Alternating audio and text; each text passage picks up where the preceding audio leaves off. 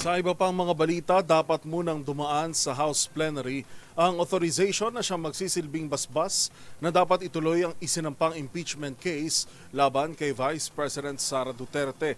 Git ng tagapagsalita ng impeachment court, kahit manatili si Martin Romualdez bilang House Speaker, kailangan muna itong sang-ayunan ng mga bagong kinatawan ng 20th Congress.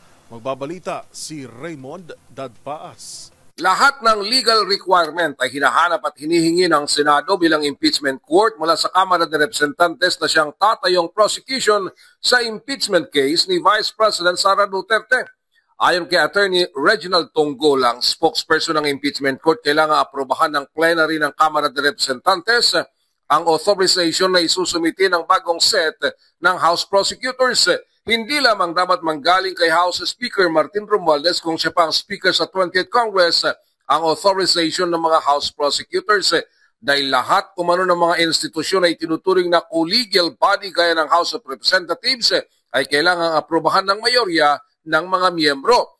Ibinigay na halimbawa na kahit sa mga pribadong transaksyon gaya sa mga korporasyon ay para authorize ang isang miyembro ay kailangang aprobahan ng Board of Directors ng kanyang authority. Matatanda na sa motion to return na inaprobahan ng Senado noong June 10 sa impeachment case ni VP Sara, kaakibat doon ang kahilingan ng impeachment court na magsumiti ng certification ng bagong liderato ng Kamara de Representantes sa 20th Congress kung sila pa ay interesado na ipursigi ang impeachment complaint.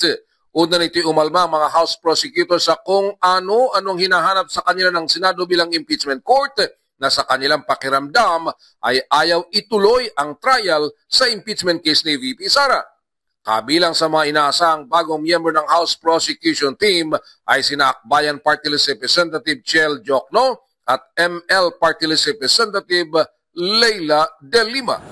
The question should be asked again, how will that election or authorization of the House prosecutors will happen? Paano sila ma-authorize?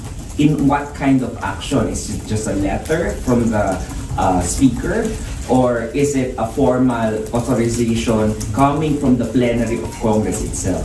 So, wala naman tayong question na gagawin yon at naniniwala tayo sa kakayanan naman ng House of Representatives at sinabi na rin naman na ng Speaker of the House na they will comply. Para sa MBC TV Network News, ito si Raymond Dadpaas ng DZRH, una sa Pilipinas, una sa Pilipino.